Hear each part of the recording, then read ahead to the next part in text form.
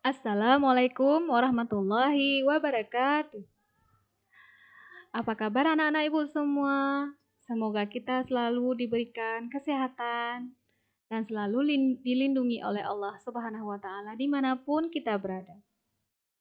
Sebelum kita mulai pembelajaran kita hari ini, marilah sama-sama kita membacakan doa terang hati. Bismillahirrahmanirrahim. Rabbi syrahli sadri wa yassirli amri wahlul 'uqdatam min lisani yafqahu qawli. Amin. Baiklah anak-anak ibu semua, pada pertemuan sebelumnya kita telah mempelajari tentang materi kata baku dan kalimat efektif.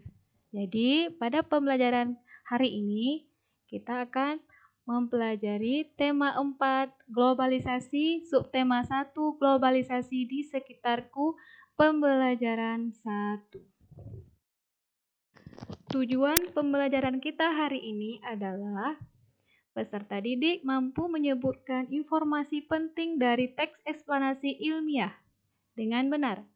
Peserta didik mampu menjelaskan cara menghasilkan energi listrik dengan benar. Peserta didik mampu menjelaskan bentuk kerjasama, peran dan posisi Indonesia di bidang sosial budaya dengan negara ASEAN. Anak-anak ibu semua, coba perhatikan gambar yang terdapat pada PowerPoint yang ibu tayangkan ini.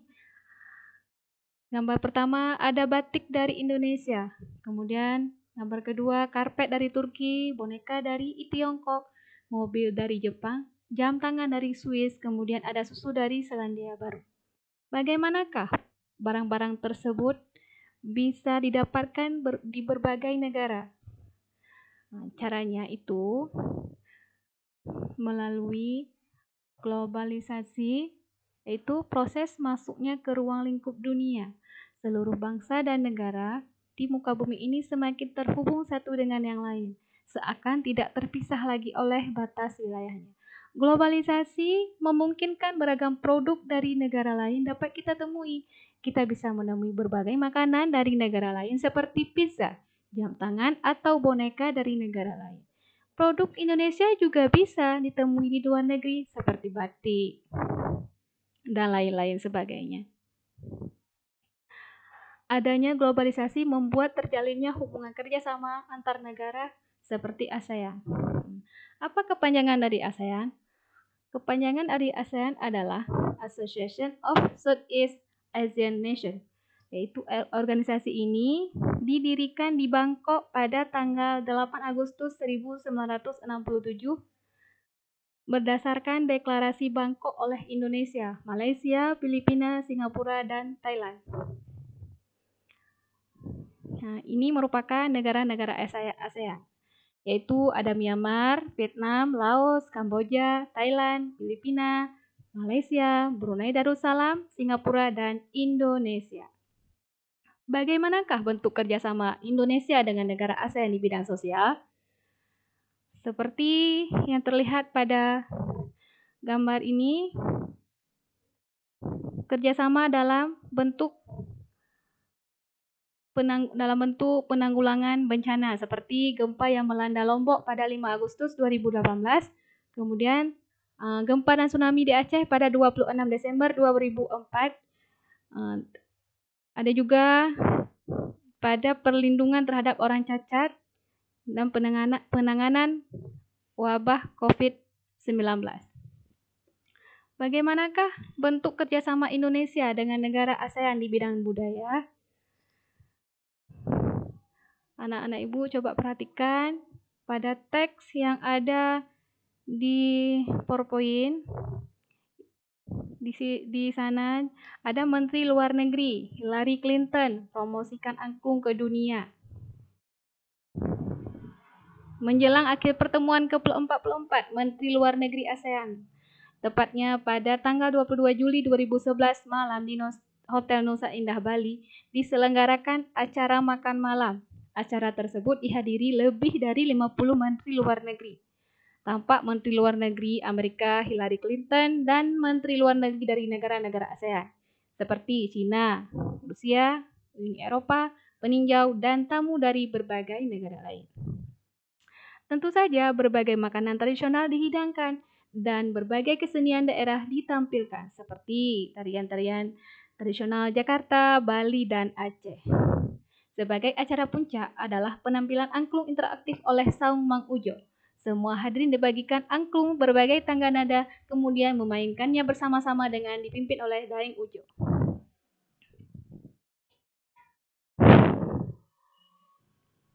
Kita lanjutkan materi kita selanjutnya, yaitu tentang teks eksplanasi ilmiah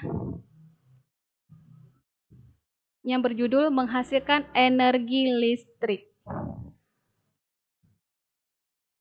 Listrik memiliki peran penting di era globalisasi. Tidak dapat dipungkiri bahwa globalisasi terjadi karena perkembangan teknologi di berbagai bidang yang didukung oleh peran listrik sebagai sumber energi di dalamnya.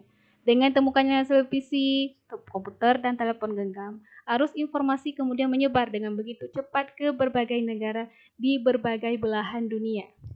Kebutuhan akan listrik kemudian menjadi suatu hal yang harus dipenuhi bagi semua negara di era globalisasi saat ini. Listrik dihasilkan di pusat pembangkit menggunakan beragam sumber energi. Pada pembangkit listrik tenaga air atau PLTA, air yang dari waduk atau sungai masuk melalui pintu yang diatur oleh katup pengaman. Air kemudian masuk ke tangki pengaman tekanan.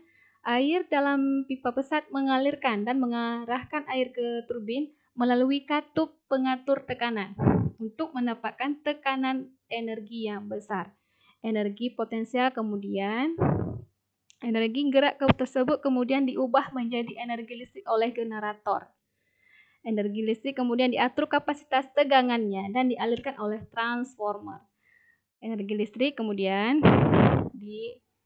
disalurkan ke semen oleh saluran transmisi. Apakah yang dimaksud dengan teks eksplanasi?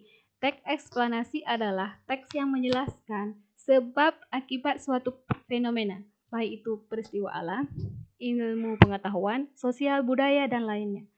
Teks eksplanasi itu berisi fakta atau kejadian nyata yang dapat menjawab pertanyaan tentang bagaimana dan mengapa suatu fenomena terjadi. Di dalam teks eksplanasi ada topik masalah, ada deret penjelas, dan simpulan penulis. Bagaimanakah pembangkit listrik tenaga air menghasilkan energi listrik? Keterangan gambar dapat siswa lihat pada tayangan PowerPoint berikut ini.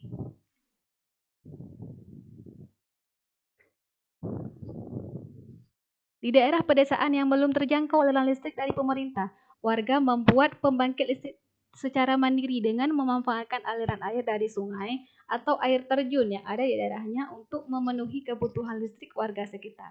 Pembangkit listrik tersebut dinamakan pembangkit listrik mikrohidro. Prinsip kerja pembangkit listrik tenaga air. 1. Aliran air berfungsi untuk menggerakkan kincir air.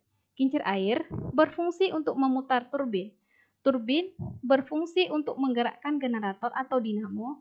Yang keempat, generator berfungsi untuk mengubah energi gerak atau kinetik menjadi energi listrik. Demikian pembelajaran kita hari ini. Semoga apa yang Ibu sampaikan dapat dipahami semuanya oleh anak-anak Ibu semuanya. Pesan Ibu, selalu belajar, karena belajar di waktu kecil bagai mengukir di atas batu. Belajar di waktu dewasa bagai mengukir di atas air. Wabillahi taufiq wal hidayah. Wassalamualaikum warahmatullahi wabarakatuh.